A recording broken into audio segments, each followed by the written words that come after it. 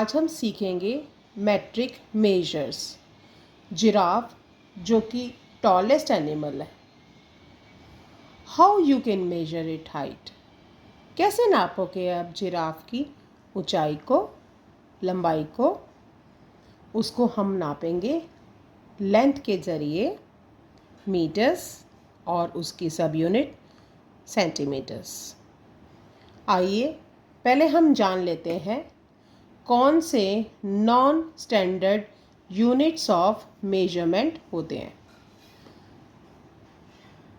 अगर आपके पास इंची टेप नहीं है, स्केल नहीं है, क्या तब भी आप डिस्टेंस को, दूरी को नाप सकते हैं? कैसे? हम अपने पैरों का इस्तेमाल कर सकते हैं। ठीक है, पैरों को के द्वारा हम लेंथ को मेजर कर सकते हैं। दूसरा तरीका होता है कदम का। पैरों के अलावा हम एक निश्चित दूरी पर कदम रखते हैं और उन कदमों की संख्या को गिनकर हम किसी वस्तु से दूरी या डिस्टेंस का अनुमान लगा सकते हैं। जैसे कल अगर आप अपने प्रार्थना स्थल पर जाएं, असेंबली ग्राउंड पे जाएं, तो आप अपने कदम ताल गिनिए कि कितने कदम आपकी असेंबली ग्राउंड, आपकी कक्षा से है। तीसरा तरीका होता है क्यूबिट का, एक हाथ का। इससे आप अपनी टेबल नाप सकते हैं, ठीक है, अपना डेस्क नाप सकते हैं, इवन अपना ब्लैक बोर्ड भी नाप सकते हैं। This is called a cubit, जब हम कोनी से लेकर हाथ की सबसे बड़ी उंगली तक की लंबाई का मेजर लेते हैं। अगला तरीका होता है हैंड स्पैन। हैंड स्पैन मतलब ये आपका अंगूठा है और ये आपकी सबसे छोटी उंगली है। अंगूठे से लेकर छोटी उंगली के दूरी तक ये जो होता है that is called hand span. क्या तुम्हारा हैंड स्पैन मेरे हैंड स्पैन जितना बड़ा है? चलो इस पर मैं तुम्हें एक छोटी सी कहानी सुनाती हूँ। एक बच्चा था, वो टेलर के पास गया और टेलर को बोला कि मेरा कुर्ता सिल दो। टेलर ने इस बच्चे की हाइट को मेजर किया और कहा कि 6 हैंड स्पैन जितना कपड़ा लगेगा। वो घर गया और उसने कपड़ा देखा और उसने अपने ऐसे नापते हुए 6 हैंड स्पैन ले लिया कपड़ा और वापस वो टेलर के पास आया और टेलर को बोला take this cloth and make a kurta for me. Tailor ने कहा okay, let me measure that cloth first.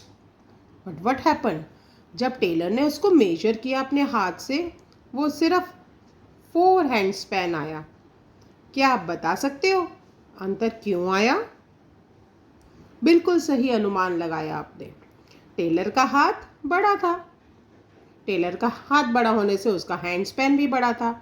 बच्चे का हाथ छोटा था, हैंड स्पैन छोटा था। इसलिए टेलर ने समझाते हुए कहा ये कपड़ा तुम कम लाए हो, मेरा तो सिर्फ 4 हाथ कपड़ा आता है और जबकि तुम्हारा 6 हाथ आता है। बच्चों यही वजह है कि हम non standard unit of measurement पर विश्वास नहीं कर सकते।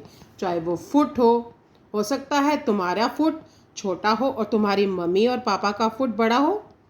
नहीं विश्वास तो अपने घर में जाके नापो और देखो क्या तुम्हारा कमरा जितने कदमों में पूरा हो जाता है, क्या उतने ही कदम में तुम्हारे मम्मी या पापा के कदम चलने से कमरा पूरा होता है? इसीलिए ना हम फुट स्पैन पे इतना विश्वास कर सकते हैं परफेक्ट, ना पेस पे, ना हैंड स्पैन पे और ना ही क्यूबिट पे, ना फिंगर्स पे। कई बार हम उंगलियों का भी इस्तेमाल करते। जैसे मैंने ये कॉपी नापनी है तो मैं क्या करती हूँ, मैं तो हैंड स्पैन, ये 1 हैंड स्पैन के करीब मेरी कॉपी है ना, बट अगर मैं फिंगर्स का इस्तेमाल करूँगी तो मैं सबसे कोने में रखूँगी ये 4 फिंगर्स। फिर यहाँ मेरी फिंगर ख़त्म हो रही है ना, यहाँ पे एक और अनदर 4, फिर अनदर 4, फिर एक फिंगर का स्पेस बच रहा तो मैं एक फिंगर और, तो 4 4 8 4 12 एंड 1 13 फिंगर की लेंथ जितनी इसकी लेंथ है।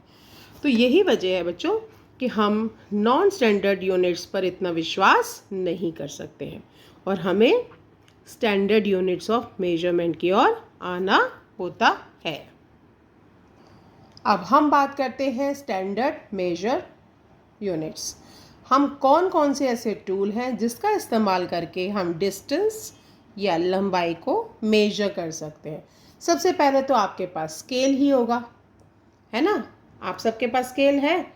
आप मुझे स्केल देख के बताएंगे, ठीक है, कि आपके स्केल में कितने यूनिट्स हैं। स्केल को पढ़ने के दो तरीके होते हैं। ये देखिए, ये मेरे हाथ में बिग स्केल है। यहाँ पर आपको दो तरह के सेक्शन दिखेंगे। एक वो जहाँ पर काउंटिंग दूरी दूरी में है, एक वो जहाँ पर काउंटिंग बहुत पास बनी हुई है। तो एक तरह से हम दो तरीके से इस स्केल के द्वारा मेजर कर सकते हैं। बच्चों, जहाँ पर नंबर बहुत पास पास है, दीज आर कॉल्ड सेंटीमीटर्स, ठीक है। और ये लेंथ को मापने की छोटी इकाई है। इससे हम छोटी छोटी लेंथ को मापते हैं। जैसे आपने शार्पनर मेजर करना है, अपनी पेंसिल मेजर करनी है, अपनी कॉपी मेजर करनी है लेंथ उसकी, ठीक है, बुक की लंबाई करनी है। For that purposes we use centimetres.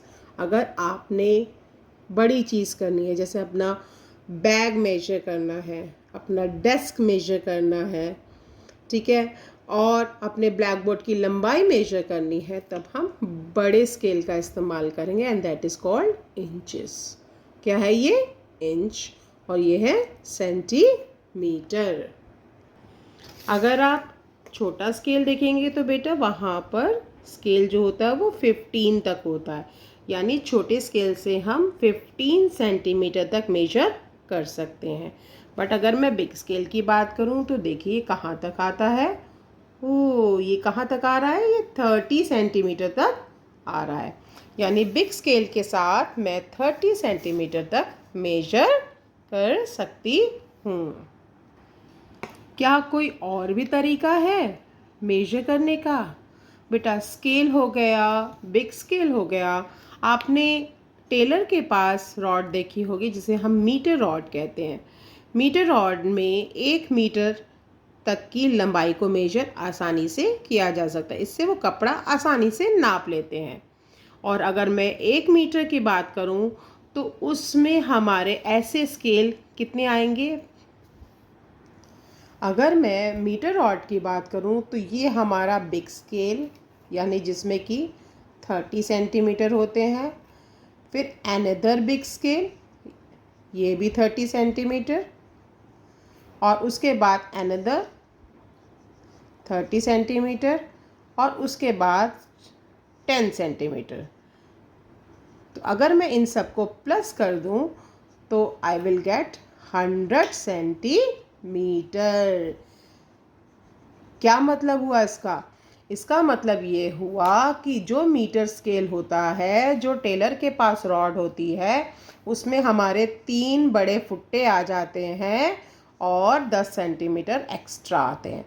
इन सबको टोटल करेंगे तो 100 सेंटीमीटर हो गया, और ये हमारी हो गई मीटर रॉड, ठीक है। यानी 1 मीटर में कितने सेंटीमीटर हो गए? 100 सेंटीमीटर। आपने अपनी कक्षा में या डॉक्टर के पास हाइट मेजर करने वाला चार्ट भी देखा होगा, है ना। वो 105, 110, 115, जितनी आपकी हाइट होती है आप इसके साथ खड़े हो जाइए। फिर आपके हेड के साथ वो पूरा इक्वल करते हैं, और जहाँ तक आपके हेड की लेंथ जाती है वहाँ पर आपकी हाइट को मेजर करते हैं। तो आप सबको अपनी हाइट भी पता होनी चाहिए। हम हाइट को मेजर करने के लिए इंच टेप भी इस्तेमाल करते हैं, जैसा कि मैंने पहले बताया था, है ना। अब यहाँ देखिए कुछ एक्सरसाइज है। इंच टेप से आप क्या मेजर कर सकते हैं? क्लॉथ मेजर कर सकते हैं। स्केल, क्योंकि ये स्मॉल लेंथ को मेजर करने के लिए है, you can measure it the length of the pencil. अब ये जो स्केल है, इस स्केल का प्रयोग आप क्या कर सकते हैं? अपनी हाइट को मेजर करने के लिए कर सकते हैं, है ना। और कोट को मेजर करने के लिए हम मीटर रॉड का इस्तेमाल कर सकते हैं। But what about this? क्या आपने इसको कहीं देखा है?